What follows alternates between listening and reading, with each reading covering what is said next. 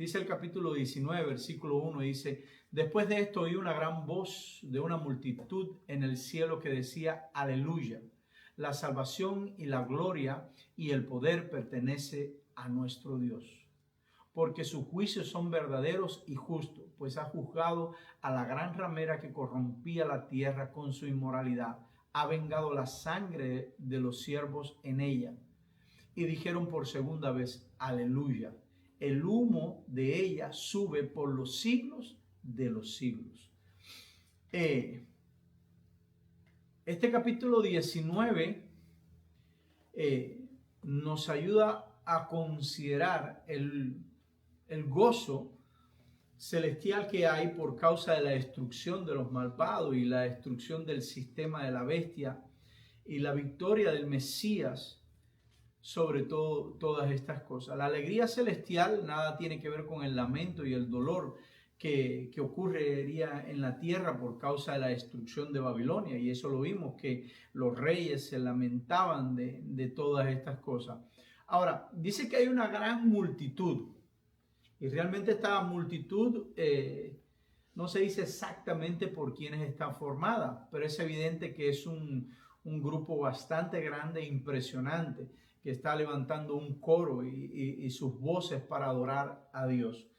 Quiere decir de que hoy pensamos de que somos pocos, pero de pronto cuando leemos Apocalipsis nos damos que lo que ha ocurrido a lo largo de la historia, lo que estará ocurriendo en este proceso de tribulación, serán miles y miles y millones los que vendrán a los pies de Cristo en todo este proceso. Es decir que será tremendo. Este cántico comienza con una expresión, la palabra aleluya, que es la transcripción de una palabra que significa alabar a Jehová. Y es curioso porque las únicas veces que esta palabra aparece en el Nuevo Testamento se encuentra en este capítulo, precisamente en este capítulo.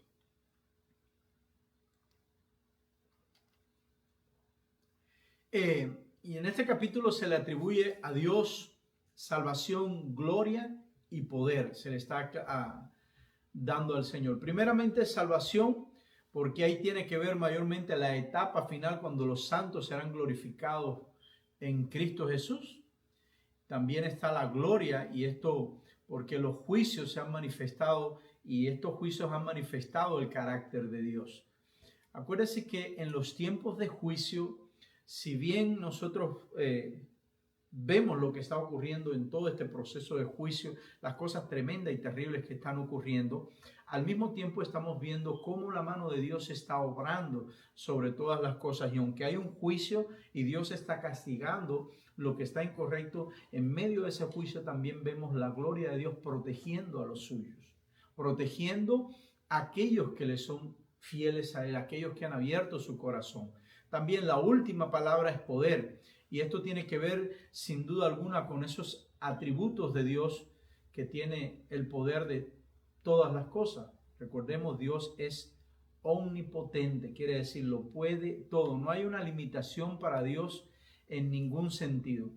El castigo realmente parece duro, pero realmente recordemos que los crímenes que Dios está juzgando por causa de la corrupción en la tierra, por causa de la gran Babilonia, de los asesinatos de los cristianos, de la persecución al pueblo de Dios, de la destrucción que causaron, de todas las cosas. Ahora, Dios está vengando la sangre de sus siervos de la mano de ellos. Y créame, hermano, que cuando Dios juzga y juzga con ganas. Y no hay uno de los que sean culpables que queden impunes. Hay mucha gente que cree, que dice, bueno, yo no he derramado la sangre, yo no lo he hecho, pero de alguna manera has contribuido. Hoy en la mañana leía el libro de los Hechos en mi devocional y estaba mirando la muerte de Esteban. Y no se dice que Saulo tiró piedras, no se dice que él tiró piedras. Sin embargo, su actitud lo hizo partícipe de la sangre de Esteban. Después viene un proceso de arrepentimiento y Dios perdona al que se arrepiente, no importa cuál sea lo que haya hecho, Dios perdona.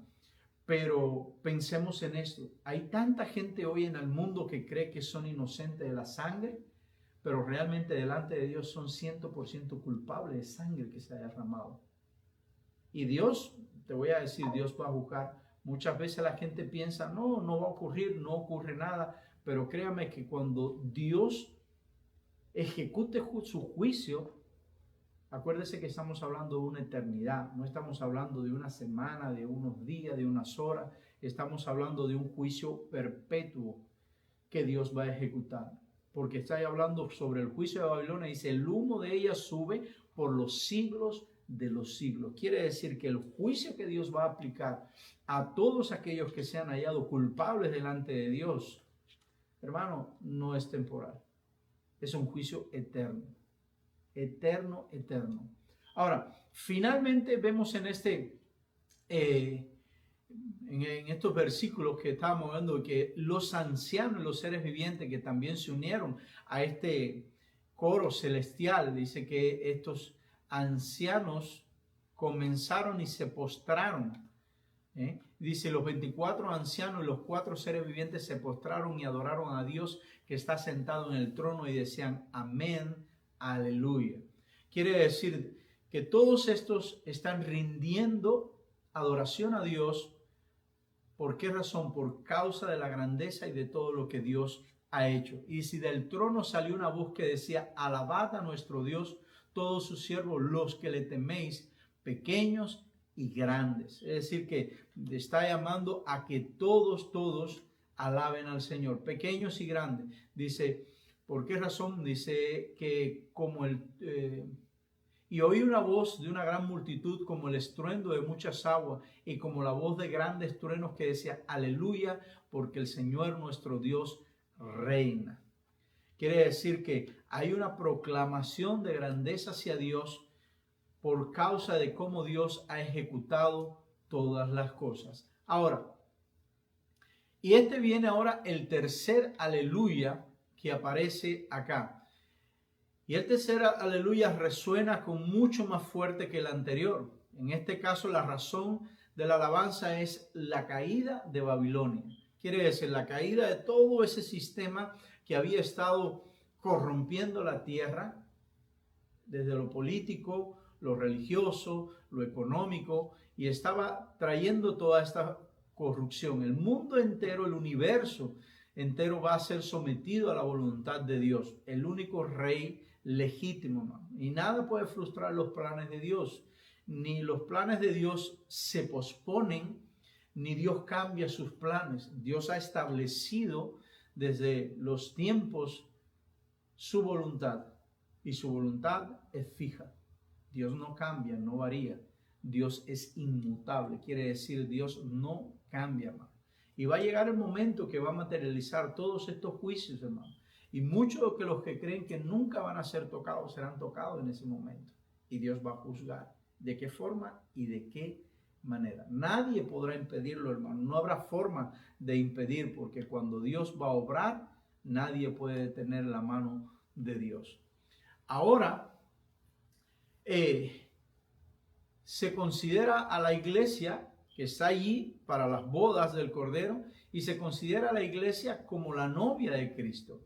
Y esta no es la primera vez que se usa en la Biblia el matrimonio como una referencia para ilustrar la relación entre Dios y el hombre. Sin duda alguna, la imagen del matrimonio revela lo que Dios quiere hacer con su pueblo.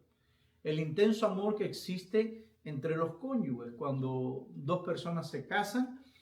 Usted sabe, todo está lleno de ilusión, todo es un toque tremendo, todo es algo bonito, maravilloso, la boda es sumamente emocionante, uno se llena de nervios de todas estas cosas. Y ese intenso amor entre los cónyuges es lo que da lugar a que exista un matrimonio. De ahí viene esa unión indisoluble que llega a haber entre ellos dos al punto que se convierten en una sola carne. Quiere decir, ya no son dos, para Dios no cuentan dos. He tenido personas que cuando sufren un divorcio, los efectos son devastadores. Y a veces se preguntan, ¿por qué razón un divorcio es tan devastador? Destruye tantas cosas. Le digo, imagínate tú que comiencen a desmembrar parte de tu cuerpo a sangre fría, sencillamente te arranquen un brazo, te arranquen una pierna, te arranquen un ojo, parte de ti te la arranquen así, ram, ram, de ahora para ahora. Cuánto dolor, cuántas cosas terribles, y eso es lo que ocurre en el matrimonio. Hay una sola persona y se está rompiendo esa unión, por lo tanto los daños son tremendos. Ahora, viene el gozo de amar y ser amado, de corresponder y ser correspondido, porque eso es el matrimonio. El matrimonio es corresponder y ser correspondido. Viene también la fidelidad que se espera que haya entre los dos. Se supone que debe haber una fidelidad entre los cónyuges. Ahora, cuando nosotros miramos este paralelismo con respecto, en primer lugar, que estamos viendo todo esto, estamos viendo cómo el matrimonio se convierte en algo tremendamente grandioso. Porque le voy a decir algo, hermano, cuando el matrimonio se hace y se lleva de la manera que Dios estableció, es una bendición, es una maravilla, es una maravilla. Y no hay nada más maravilloso que tener a tu cónyuge a tu lado, que va a estar contigo en el momento difícil, en el momento bueno, en la abundancia, en la escasez, en la enfermedad, te va a acompañar en todas las cosas, te va a ayudar, va a estar ahí contigo en todo tiempo y en todo momento, hermano. Entonces, es tremendo. Ahora, cuando se miraba el matrimonio en aquellos tiempos, el matrimonio tenía varios procesos, o sea, varios periodos que pasaba el matrimonio. En primer lugar se llevaba el desposorio, y el desposorio era el momento en que las familias acordaban que iba a existir un matrimonio. Y a veces esto ocurría incluso cuando los novios eran niños. Y las familias se ponían de acuerdo y vamos a casar tu hijo con el mío y ahí vamos a tener y todas las cosas. Y en ese momento se entregaban dotes, se entregaban regalos, se entregaban pagos por causa de todo esto, haciéndolo un compromiso sólido. Después de varios años llegaba el momento de la presentación, donde realmente el novio y la novia se conocían, sabían quién eran, porque en muchas ocasiones estaban desposados y ni siquiera habían visto el rostro de la otra persona, no tenían ni idea de qué figura tenían. Y este era el segundo paso. El tercer paso era la ceremonia. Y esta era la parte más importante de esta boda. ¿Por qué razón? Porque tenía lugar una comida, una festividad que podía extenderse por 7 días o más, dependiendo de la economía que tenían la familia, los que se estaban casando, los contrayentes. Según la posición social, según la economía, así se pasaban días de fiesta. Ahora, ¿cómo se aplica todo este simbolismo a la iglesia y cómo se aplica todo este simbolismo del matrimonio a la relación entre Cristo y su iglesia? Primeramente es el contrato nupcial. Y este contrato nupcial fue firmado por Cristo mediante su muerte en la cruz. Ese día Jesús hizo un contrato legal con su iglesia y firmó, pagó la dote ¿con qué? Con su sangre, hermano. Después de esto viene un periodo en que, usted sabe, hay una separación y es ese periodo en que Cristo ascendió y ahí está la iglesia caminando acompañada por el Espíritu Santo y acompañada por los ángeles del Señor, por todos los que de una manera están contribuyendo a esa relación. Ahora, finalmente llega el momento de la unión, el desposorio ya, que es el momento donde va a estar ocurriendo el banquete, donde está la consumación de todas las cosas. Y ese es este momento en el que está la iglesia, en el momento de las bodas del Cordero. Dice Apocalipsis capítulo 19, versos 7 y 8, dice: gocémonos y alegremos y demos gloria, porque han llegado las bodas del Cordero y a su esposa se ha preparado, y a ella se le ha concedido que se vista de lino fino, limpio y resplandeciente, porque el lino fino es las acciones justas de los santos. Quiere decir que desde este momento la iglesia ahora va a estar ya no separada, ya no distante, sino todo el tiempo con el Señor, que se entregó por ella, se dio a sí mismo. Ahora, para entender un poco esta imagen, que realmente no es muy complicada, es sencilla de entender, es una boda planificada. Es una boda que se ha planificado donde hay un vestido bonito para su novia, que es la iglesia, y sencillamente está ocurriendo este momento especial, como ocurre en las demás bodas. Dice que se le ha preparado y se le ha concedido, o sea, se le ha dado la posibilidad de vestirse. Y manera en que se está vistiendo la novia, dice que es lino limpio, fino y resplandeciente. La iglesia de esta manera se ve, número uno, sencilla, porque créame que Dios es sencillo. Nosotros los hombres somos complicados. Hacemos complejas todas las cosas que son simples. Dios creó todas las cosas para que fueran simples. Dios creó el proceso de salvación muy simple, el sacrificio de Jesús. ¿Y cómo nosotros accedemos a esto? Simple, la fe. Ahora, el hombre complica muchas cosas y le da vuelta para aquí, para allá, y tienes que hacer y tienes que cumplir, y reglas y normas y no sé qué, porque si no, no. Y si tú no haces esto, no haces aquello. Pero el proceso que Dios planificó es bien sencillo. Por la fe tú crees en Jesús y alcanzas la salvación. Por la fe tú crees en Jesús y pasas a ser parte de la novia. Y esto es algo que chocaba con los judíos. Los judíos decían, nosotros hemos tenido que hacer tantas cosas, tenemos que cumplir leyes, tenemos que hacer sacrificios, tenemos que hacer todas las cosas. Y de pronto ahora estos gentiles llegan y dicen, creo en Jesús, y ya tienen la salvación. Lo que pasa es que Dios le mostró a los judíos que no había forma de que con todas esas cosas ellos pudieran agradar a Dios, porque no hay manera de nosotros satisfacer el estándar de Dios con nuestras obras, con nuestros sacrificios, no lo hay.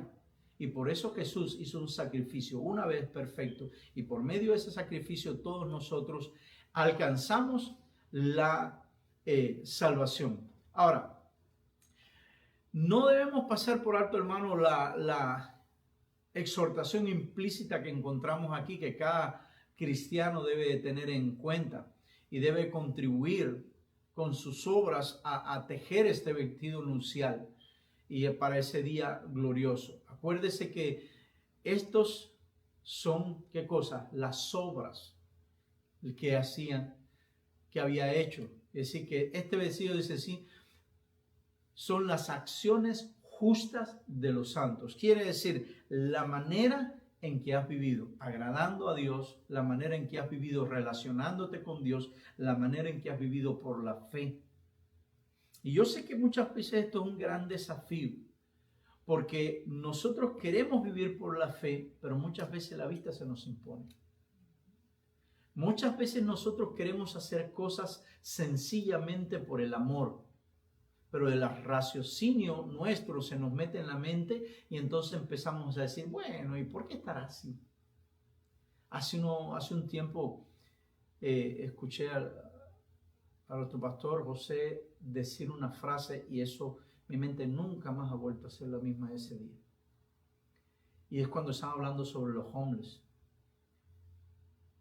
Y él dijo, cuando veo un homeless, sencillamente me pregunto, ¿por qué él y no yo?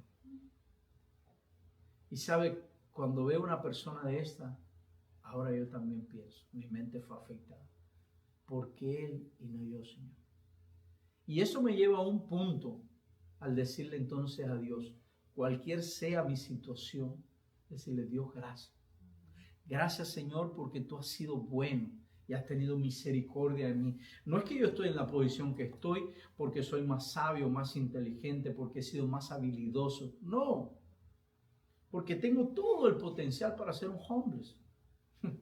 Tengo vida. Y todo el que tiene vida puede llegar a ser un homeless. Ahora, ningún muerto puede ser homeless. Amén. El muerto sí tiene una segura ahí. Pero todo el que tiene vida puede ser un homeless. ¿Por qué algunos? Porque Dios ha tenido compasión, ha tenido misericordia. Y cuando hemos caído en el vacío, porque todos hemos topado el fondo ahí. Dios ha tenido misericordia y nos hemos podido levantar. No por sabiduría y astucia, sino Dios ha sido bueno. Entonces, Todo esto viene en contraste. ¿Qué tan justamente estamos viviendo? ¿Qué tan justo estamos viviendo desde el punto de nuestro compromiso con el Señor? Y no estoy hablándole de que si usted se viste de una manera, se viste de otra, que si usted cumple este requisito, que si cumple el otro. No estoy hablando de eso. Estoy hablando de un corazón, de una fe. Estoy hablando de una manera en que nosotros vivamos sujetos en agradecimiento a Dios por todo lo que Dios haya hecho en nuestra vida. Y aunque hay cosas que en el presente no entendemos, podamos decirle, Señor, gracias, porque yo sé que tú me estás preparando. La iglesia no llega a este punto de las bodas del Cordero así, ram, llegó. No, ha habido un proceso largo, ha habido un proceso difícil, ha habido un proceso donde miles y miles, millones han entregado su vida por Cristo y han llegado a este momento. Entonces, no es un proceso fácil, no es un proceso sencillo vivir por la fe, no es un proceso simple vivir justamente delante del Señor, pero lo que sí es fiel es que al final de este proceso, nuestro final, lo que nos espera es glorioso, hermano, porque es lo que está diciendo la palabra del Señor. Dice el versículo 9 entonces, y el ángel dijo, escribe, bienaventurados los que son llamados a las cenas de las bodas del Cordero. Y me dijo, estas son palabras verdaderas de Dios. O sea, hay un énfasis ahora, que lo que se está diciendo es bien cierto y bien verdadero. Es un gran honor, hermano, ser invitado. Yo no sé si a usted le ha pasado y ha sabido de bodas de personas que usted conoce, que hasta cierto punto tienen cierta amistad, una cercanía, y de pronto hacen boda y a usted no lo invitan. Eso pasa. Porque se invita solamente a un grupo selecto que es considerado especial. Nos llevamos bien, pero no somos de ese grupo especial. Y eso es lo que está pasando, hermano. Ahora tenemos un grupo que están siendo llamados a esta boda. Pero, ojo, curioso, recordemos que en Mateo capítulo 22 se habla de muchos que fueron llamados y no quisieron ir. Y esto es un mensaje para esos tantos y tantos que postergan su reunión con el Señor, postergan su encuentro con el Señor, postergan su vida por fe, postergan su relación con Jesús. Y sabe, ese momento va a llegar. Ese momento va a llegar. Con tristeza lo digo, recibimos la noticia de este hombre, y era un gran amigo mío de muchos años, su padre un gran amigo también, y muchas veces le hablamos, y se reía y pasaba. Y hoy, ¿qué está ocurriendo? ¿Qué está ocurriendo? ¿Sabe? El día de las bodas va a llegar, y lo importante no es cuándo es que va a llegar, sino lo importante es, ¿estás preparado? ¿Estás listo?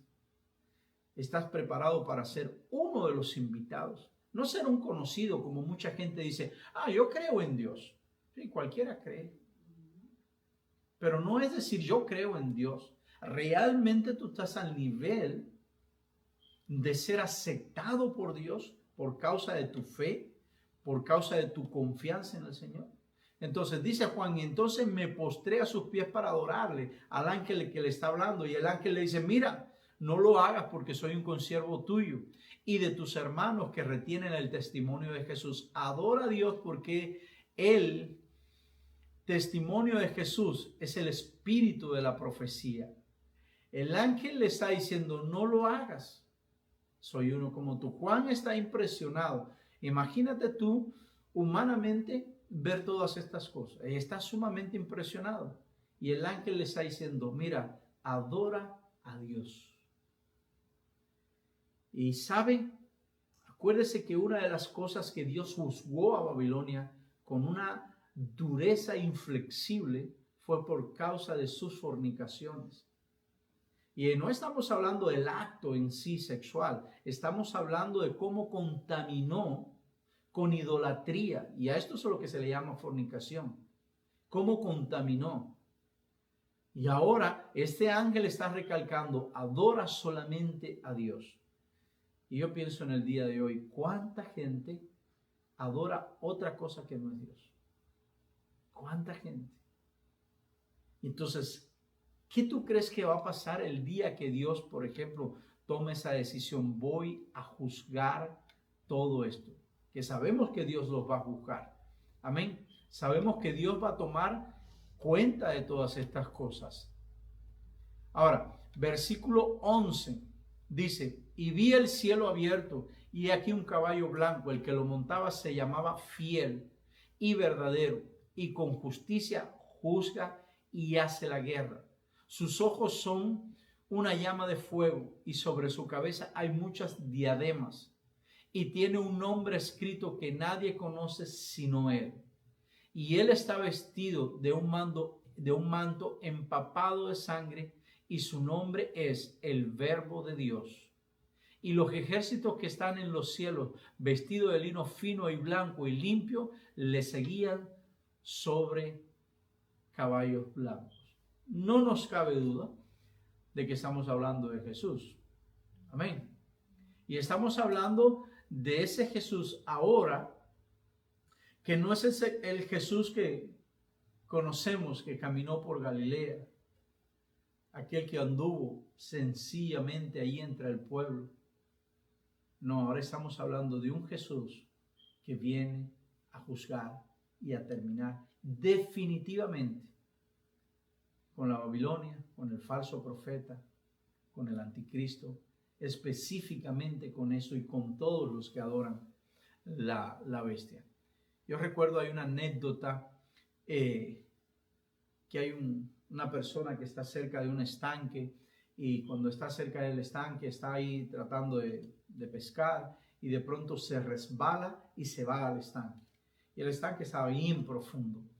Y de pronto va pasando un transeúnte, lo ve que se está ahogando y rápidamente echa garra y lo saca. Y cuando esta persona se ve fuera del agua, que ha sido salvado, le dice a esta persona: oh, qué bueno, usted me ha salvado la vida, le debo la vida, usted es mi salvador. La persona le dice: no, no te preocupes, gracias a Dios, estás salvo ya, no te vas a ahogar por lo menos de esta. Y pasa el tiempo y esta persona se mete en cosas que no debe meterse, y por alguna razón va a dar a los tribunales, va a dar al juzgado. Y cuando llega al juzgado, ahí él está en su banca de los acusados, y cuando todo el mundo dice: bueno, pues nos ponemos en pie que el juez va a entrar. Y cuando el juez se entra y este muchacho lo ve y dice: pero mira quién es, si es el hombre que me salvó.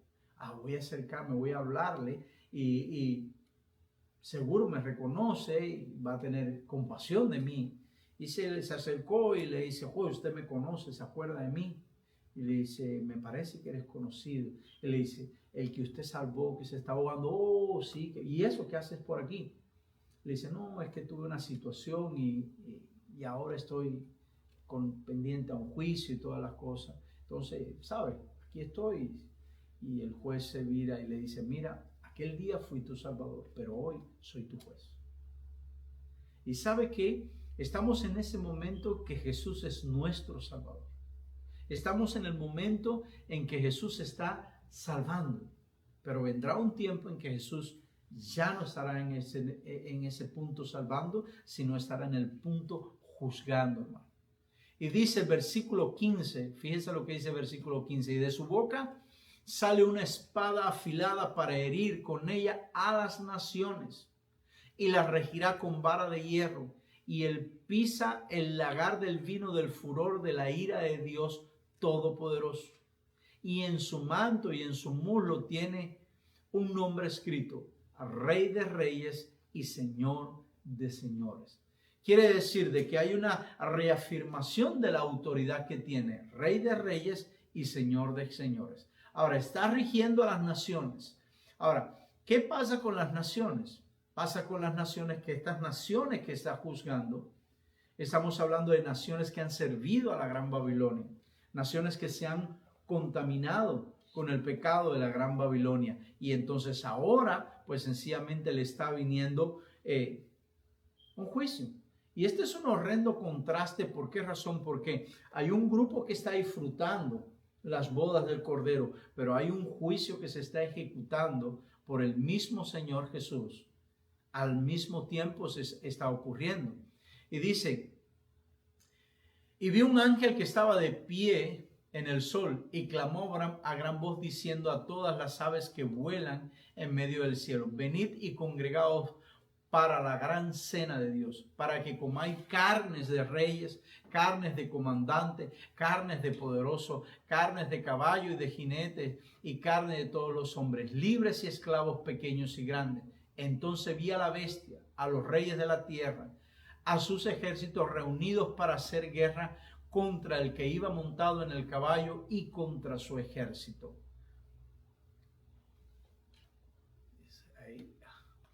Y la bestia fue apresada con el falso profeta que hacía señales en su presencia, con las cuales engañaba a los que habían recibido la marca de la bestia y a los que adoraban su imagen. Y los dos fueron arrojados vivos al lago de fuego que arde con fuego y azufre.